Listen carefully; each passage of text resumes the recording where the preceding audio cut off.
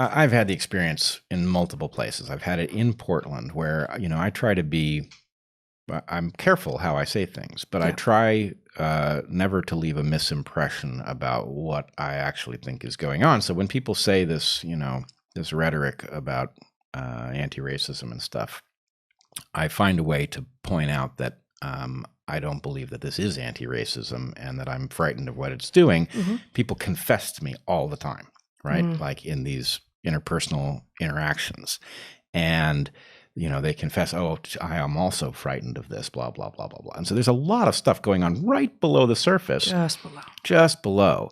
And, I'm also hearing it not locally here. Mm-hmm. I'm hearing lots of people who we know, and I will never cough them up. I'm not going to say who, but people are frequently telling me, I'm contemplating political stuff I never would have thought before because, this is really scary. And so anyway. Because look at what's coming out of the executive branch. Right. The stuff that's coming out of the executive branch from a guy who these people you're talking about don't have any respect for. Yeah. Now he's doing things that are necessary and respectable. Well, if you just use the following generating function. You and I have both said versions of Trump as a political genius, right? Mm-hmm. You've called him a savant. Yeah. Okay. He's a political genius. I don't think he's ideological. No. Right? In no way. The idea that he's going to bring fascism down, no, he's a narcissist. Well, actually, he might bring fascism down if it was a popular thing to do, but I don't think it's not what because he's into fascism. Right. And the fact is, if some kind of reasonable or at least functional leftism was the thing, he might be showing up on that side. Yeah. He's self-interested and he's riding these waves. So here's the point. You've got a huge number of people, anybody who's got any reason left to them at all, knows that something has to halt the march of critical race theory and all of its outgrowths, right? We cannot have people confronting each other in a cafe and have nothing happen, right? You cannot have people targeting members of some mainstream political movement in the middle of the street and shooting them. Right. So somebody has to do something. And Trump is detecting, hey, there's a vast constituency out there that wants something done and isn't feeling like they can say so. Yeah. So now he's tapping into it, of course. Right. So you should expect him to do it. And here's the thing. Let's put unity aside for a second. I do believe unity is vastly more possible than people give it credit for. And the longer the Democratic Party refuses to acknowledge what's going on and adds fuel to the fire, the greater the chances of something unusual like unity working become. But if we take unity out of the picture for a second, I think Trump is going to win handily. And this is before we even get to the debates. And there's a question. Yeah. The Democrats have given us effectively a scarecrow in place of a candidate, right? They've given us something that takes human form, but is not really capable of delivering on. That wasn't very nice. It's not very nice. On the other hand, why are people angry at me for saying such things? Shouldn't they be angry at the Democratic Party for delivering this? Absolutely, yes. So 100%. I don't know how they get the scarecrow through the debate. Maybe, maybe they've got a plan, but I don't think it's going to work. And we're not prepared for this, but didn't you tell me that Pelosi said something to the effect of, well, Biden shouldn't legitimize Trump by agreeing to debate him?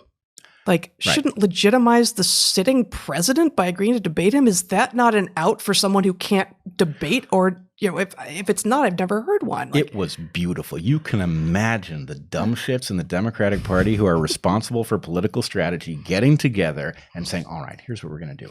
Nancy, you're going to tell Biden that he shouldn't debate so as not to legitimize Trump, because nobody wants Trump legitimized, right? And then Biden will be able to say, oh no, I'm debating him. So that'll make him look strong. Oh, this is great. You could just imagine them setting that plan up, right?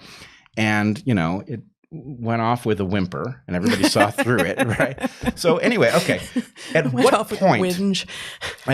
point are you going to acknowledge that we have handed the responsibility for recapturing the White House to a bunch of people whose understanding of this whole process is that of a third grader, right? And they've blown it quite predictably, and the clock is ticking, and nobody's got a plan B. Like at some They're point, waiting for the bell to ring. right? They're totally waiting for their snack. Yeah. Yeah. Political geniuses in the Let's Democratic Party. Give the DNC a bunch of juice boxes and send them on their way. Totally. Oh, I love it. I love it. Yeah, why didn't we always- think of that juice box? We probably could have settled this if we, That's came right. up with good notes. This one also wants juice boxes. All right, where are we? So we are. How far are we in, Zach? Okay. Where would you like to go? We wanted to. There are a couple. So on this, my prediction. And by the way, I've gotten one prediction very wrong here, and nobody's taken me to task for it, which I think means somebody's holding it in reserve. What is it? I predicted that Biden wasn't going to get the nomination. I was wrong about that. Okay. No big deal. I've been right about a lot of stuff, but okay. Yeah, that one was that they were going to pull it somehow last minute.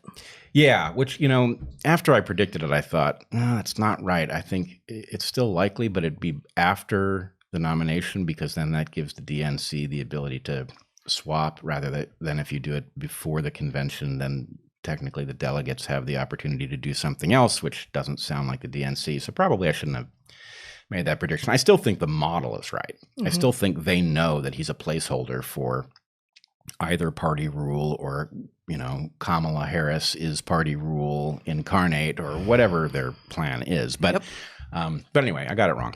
But anyway, I'm predicting here Trump is going to win by a large margin.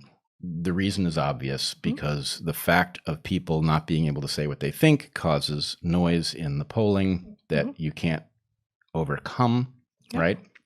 And people will hold their nose, like many of them did in 2016, and say, I don't like the guy personally, and I don't trust him over in this space, over in leadership space, but he's actually willing to do some of the things that need to be done, and the Democrats don't seem willing to do so. Right, except that by setting this in motion, they're now setting us up for the question we still can't answer, right? Turned out the guy wasn't Hitler. If he was Hitler, we'd know it by now, right? But okay. Not an ideologue.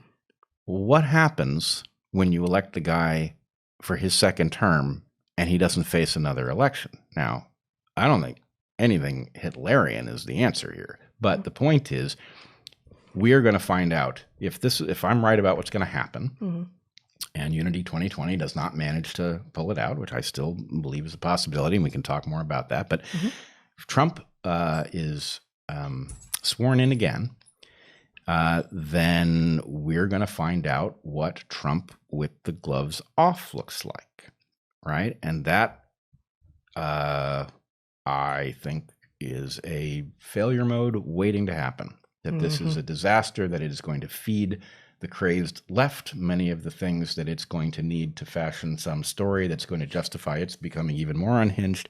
And anyway, it's as his election in 2016 did. Yeah. Frankly, right? I mean, this the polarization was already well underway before Trump appeared on the scene whenever he first began to run. But certainly both the election and then the inauguration were step functions in the depravity of the techniques used by the would-be activists on the left. Yeah. Now, we can hope that something else would unfold. We can hope that in light of not having to face another election, that Trump might begin to think about legacy. Yeah, about confounding his critics by doing unifying things. And in fact, going up against critical race theory is such a thing. I don't really expect this because, for one thing, those who do the writing of history have announced that effectively there's nothing that he could do that they would record as positive. So at some level, they are disincentivizing his behaving in our collective interest. Yep. So it's a disaster waiting to happen, of course.